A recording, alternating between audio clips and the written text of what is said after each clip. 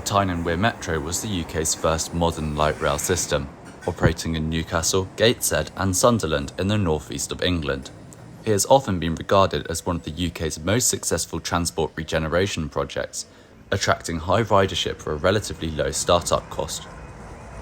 During the 1960s and 70s, suburban transport in Tyneside was ageing. It relied on diesel-operated heavy rail services such as the North Tyneside Loop, which proved to be infrequent and unreliable.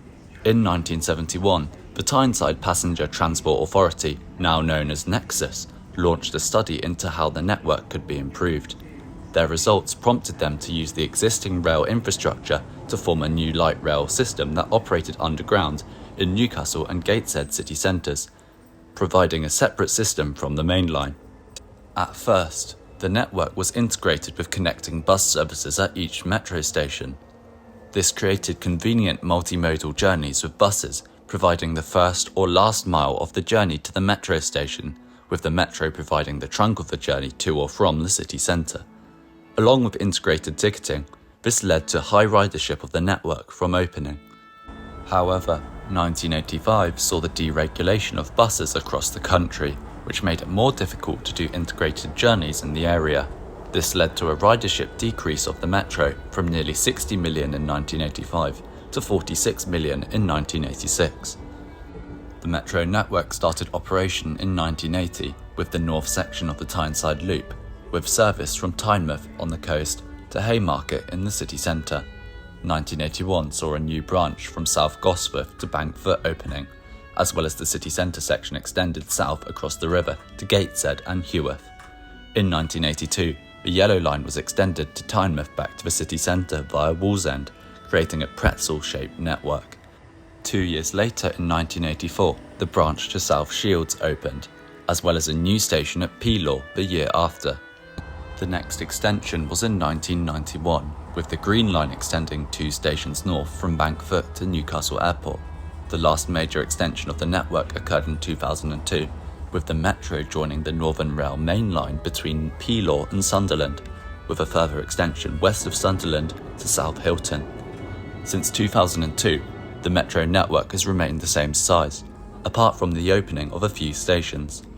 From the start, the Metro has been fully accessible at every station, and has operated with minimal staff, using CCTV and roving enforcement officers to keep the network safe. Since its opening, the system has operated with a fleet of 90 Class 599 Metro cars, which were designed specifically for the network. These light rail vehicles were designed as fixed 2-car units, with a connecting gangway in the middle, and they run in service as 2 coupled units, creating a 4-car train. They were originally delivered in a yellow and white livery, which matched the Tyne Wear bus livery, as part of the initial integrated transport system. The 1990s saw the first of 2 refurbishments of the fleet, with a new livery applied, this time being either green, blue, red or grey, with yellow ends, creating a very colourful fleet. The interior was also modernised to include wheelchair spaces, announcements and passenger information screens. Another refurbishment happened in the 2010s, with a smart dark grey livery with yellow doors applied, along with modernised interiors. One of the most distinctive features of the fleet is the cab design. The cab takes up a third of the width of the front of the train, meaning that the rest of the front is accessible for passengers. This means that you can sit on a forward-facing seat at the front or back of each unit, giving you a view of the line ahead. With these trains being 45 years old now, they are some of the country's oldest trains in service. This can cause reliability problems on the network, which causes delays. However, a new fleet of 46 Metro trains are currently being introduced, specifically the Class 555, built by Swiss manufacturer Stadler. These new trains were ordered in 2020 and construction started in 2021, and they were due to enter service in 2023. Delays to their introduction meant that the first service they operated was in December 2024 on the Yellow Line, and since then they have been gradually rolled out into service on the Metro.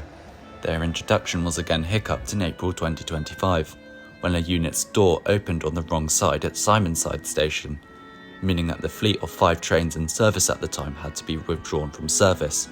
This issue was quickly solved and Nexus is continuing to roll out the new fleet currently. These new trains are longer than 2 metro cars coupled and have more capacity, albeit fewer seats. I've ridden a few of these new trains. I found them to be efficient and the passenger information screens to be a massive improvement over the 599s. However, I have noticed that there are not nearly enough seats on these trains. They would have benefited from having some more transverse seating like the metro cars have, as currently the entirely longitudinal seating layout means that more people will be forced to stand. These trains also have better level boarding for wheelchairs and pushchairs. In terms of the service frequency, both lines currently operate with a train every 12 minutes or 5 trains per hour on weekdays and Saturdays, with 4 trains an hour or a train every 15 minutes in the evenings and on Sundays. During weekday peak times and special events, extra services operate between South Gosforth and Peelaw and St James's and North Shields. Due to the larger fleet size of the Class 555s, Nexus eventually plans to provide more frequent service on the network. On both lines, they plan to increase service to 6 trains per hour, or every 10 minutes. The future of the system also has an extension underway. Earlier this year, the UK government approved an extension project of the metro between Peelaw and South Hilton via Washington, a town in the region currently disconnected from metro or rail services. This £900 billion project will turn the South Hilton line into a loop, connecting back at Peelaw, which will also speed up travel times for people using the current South Hilton branch when going to or from Newcastle. This extension also lays the foundation for a further extension of the system to Ferryside, using the former right-of-way of the Leamside line, which is a long-term ambition of Nexus and the region's mayor, Kim McGuinness, who has big aspirations for the metro and integrated transport as a whole.